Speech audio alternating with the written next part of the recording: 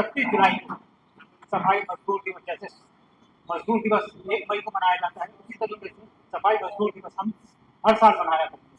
और वो उस समय 1964 में पचकुया रोड में मनाया गया, लेकिन विडंबना ये रही कि वहाँ के लोगों ने पत्थर बरसाए और वहाँ से वो प्रोग्राम कैंसिल करना पड़ा। लेकिन उसके बाद वो प्रोग्राम आगे बढ़ता रहा। आज की डेट में करीब करीब पूरे हिंदुस्तान में आज के दिन सफाई मजदूर दिवस मनाया जाता है।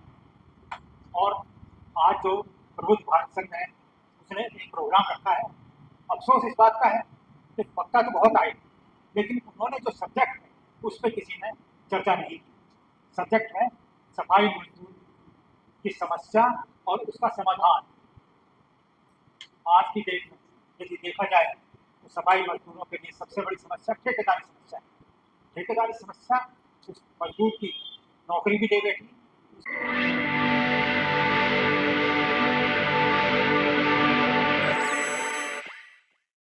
गोली चली, एक सज्जन जो फौज में थे रूप सिंह, वो वहाँ अपनी बहन के सामान का कुछ सामान लेके आए हुए थे। वो छत पे खड़े होकर तमाशा देख रहे थे, तो गोली उन पे लगी, वो नीचे गिर गए। उसी समय झगड़ा शुरू हुआ और मैं वहाँ छोटा था, तो हमारा घर पचकुया रोड में ही था, तो मैं वहाँ ऐसे बच्चा था, तो बच्चे की तरह वहाँ देख रहा था। लेकिन जब गोलीबारी हुई तो हम वहाँ से भाग गए थे अपने घर में। तो उस समय पे जवाहरलाल नेहरू जी खुद वहाँ पर आए और उन्होंने एक्सेप्ट किया उनकी मांगों को। और उसी समय एक छोटा मोटा प्रोग्राम पचकुया रोड में हमेशा होता रहता था रूप सिंह की याद। लेकिन 1964 में भगवान दास जी ने डिसाइड किया, भगवान दास जी ने अम्बेडकर मिशन सोसाइटी भी चलाते थे, उन्होंने ये डिसाइड किया कि 1964 में कि हम हर साल 31 जुलाई को सफाई मजदूर दिवस, जैसे मजदूर दिवस 1 मई को मनाया जाता है, उसी तरीके से सफाई मजदूर दिवस हम हर साल मनाया करते हैं। और वो उस समय 1964 में पचकुया रोड में मनाया गया। लेकिन विडंबना ये रही कि वहाँ के लोगों ने पत्थर बरसाए और वहाँ से वो प्रोग्राम कैंसिल करना पड़ा। लेकिन उसके बाद वो प्रोग्राम आगे बढ़ता रहा। आज की डेट में करीब करीब पूरे हिंदुस्तान में आज के दिन सफाई मजदूर दिवस मनाया जाता है। और आज जो प्रबुद्ध भारत संघ है उसने एक प्रोग्राम रखा है। अफसोस इस बात का है कि वक्ता तो बहुत आए, लेकिन उन्होंने जो सब्जेक्ट है उस पर किसी ने चर्चा नहीं की। सब्जेक्ट है सफाई मजदूर की समस्या और उसका समाधान। आज की डेट में यदि देखा जाए तो सफाई मजदूरों के लिए सबसे बड़ी समस्या ठेकेदारी समस्या है। ठेकेदारी समस्या उस मजदूर की नौकरी भी ले बैठी, उस मजदूर की रोजी रोटी भी ले बैठी।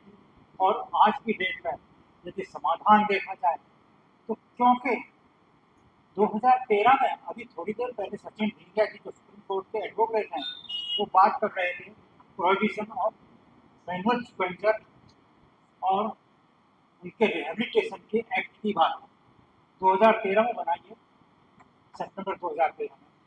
लेकिन उसका इम्प्लीमेंटेशन नहीं हो पाया। उसका इम्प्लीमेंटेशन क्यों नहीं हो पाया, ये तो सरकार ही जाने। लेकिन मेरा ये मानना है कि सरकार नहीं चाहती कि ये समाज आगे आए, क्योंकि आज भी अगर देखा जाए तो ये समाज अपनी संख्या में बहुत ज़्यादा है। या तो ये समाज है या जाटव और चमार समाज है। अगर ये दो समाज जिस दिन इस देश में मिल जाएंगे, मैं गारंटी देता हूँ कि इस देश की काया पलट होगी। लेकिन मजबूरी यही रही कि उन्होंने वोट डालो और राज्य करो ये वाली पॉलिसी अपना रखी है, जिससे हम लोग चमारों को गाली देते हैं, चमार हमें अपना नहीं समझते। और इसी कारण से हमारा समाज बहुत पीछे चला गया, क्योंकि अशिक्षित समाज ज़्यादा है हमारे। उसी वजह से उन लोगों के जो उनका एक्ट है 2013 का, उसके बारे में उनको जानकारी नहीं है। जब कॉन्ट्रैक्ट लेबर एक्ट ये कहता है कि जो सफाई कर्मचारी हैं उसके लिए पेयजल की, उसके लिए शेल्टर की, उसके बच्चों को चाइल्ड होम की प्रावधान होने चाहिए। लेकिन कौन करता है?